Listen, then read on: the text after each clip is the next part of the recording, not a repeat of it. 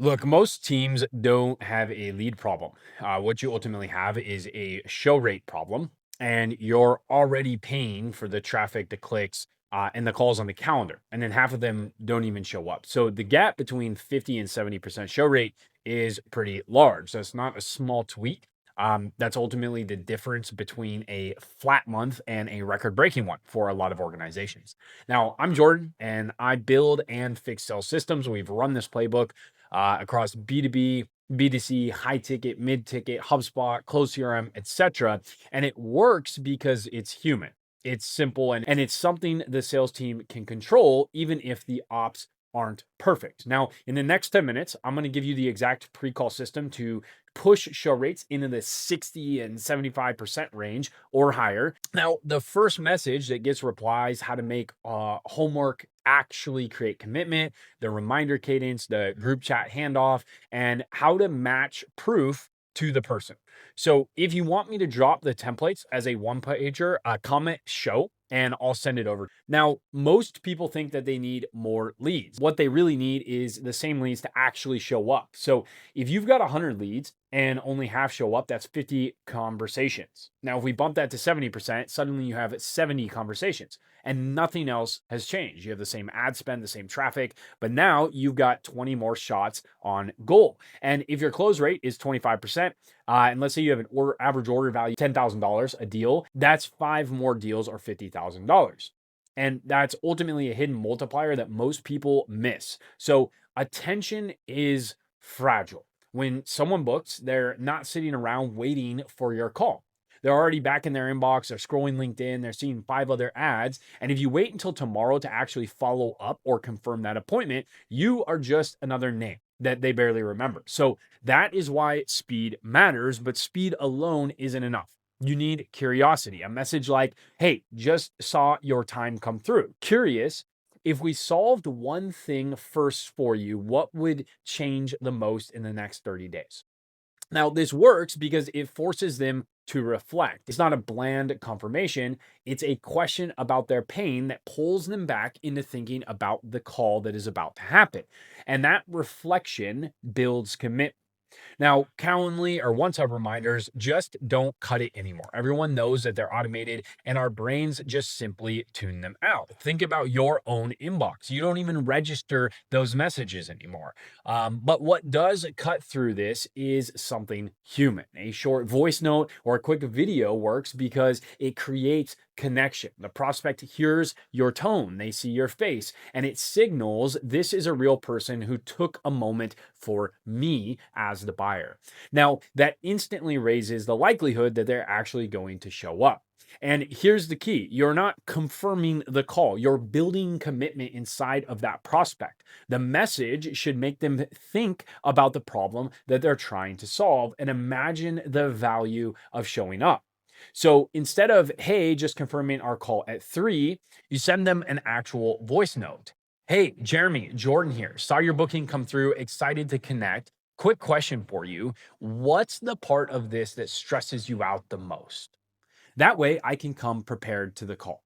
Now, you see what happens there? I'm not just reminding them, I'm giving them a reason to reflect. I'm also promising to show up prepared for their specific issue, which makes it harder for them to flake. Now, you can do it with something like a 20-second video as well. Jeremy, wanted to put a face to the name. I'm going to look at your website, document, whatever it is, before our call. If there's anything specific you'd like me to dig into, just reply here. Now, instead of a faceless appointment on their calendar, you are a real person with curiosity about their business. And the colder the lead, the more important it is to send that message right away. Every minute that passes, their attention shifts to somewhere else. Now, homework isn't about giving them more tasks or things to do before the call. It's about creating investment. When a prospect takes a small action before the call, they're subconsciously telling themselves, I'm serious about this. And that's why this works. And it doesn't need to be complicated. A 3-question quiz asking them for their website or even having them send a quick Loom video of their current process. Well, these are light lifts, but they flip the frame. So they're no longer just passively showing up to a calendar slot. They're now engaged, they're leaning forward and starting to see themselves as a buyer. And that's the psychology that you want. Now, proof is powerful, but only if it feels like me. If I'm a 45-year-old mom with 3 kids and you send me a testimonial from a 22-year-old dude, it doesn't land the same way. Same with revenue levels. If you're at 10K a month or your company is doing 10K a month, you can't relate to someone doing $500,000 a month or an enterprise size organization. You have the wrong altitude and the wrong story for that specific prospect. So you want a proof matrix, if you will, where you have different testimonials, different case studies lined up with the different avatars that you may be speaking with.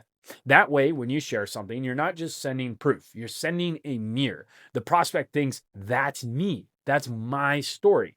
And if it worked for them, it could work for me. That's when proof turns into belief. So most people either under communicate or over communicate. They go silent until the call or they send these spammy reminders, but both of those people lose. So the cadence does matter because each touch point has a role.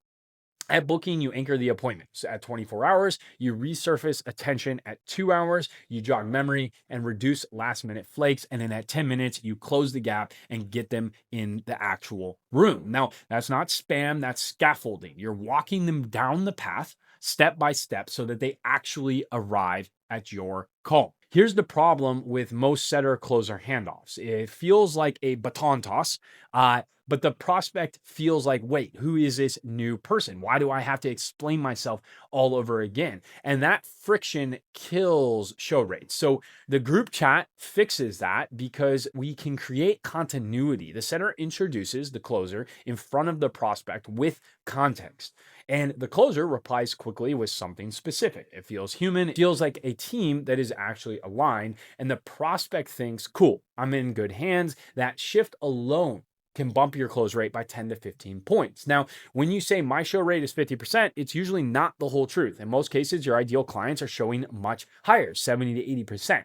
And the problem is the noise in between, the junk leads, the wrong avatars, and the people your setters put on just to hit a metric. So if you don't properly segment, you end up trying to fix the wrong thing. But when you break it down, source by source, persona by persona, you can see it clearly. Oh, my ICP actually shows up great. Now, the problem is I'm filling the calendar with people I shouldn't even be talking to. And that's a very different problem to solve. So you need to be careful. A lot of teams default to double booking. Now, it feels like a quick fix. If one doesn't show, maybe the other will. But the truth at the end of the day is you're treating the symptom, not the actual cause. So double booking makes your process feel less premium and it hides the real issue.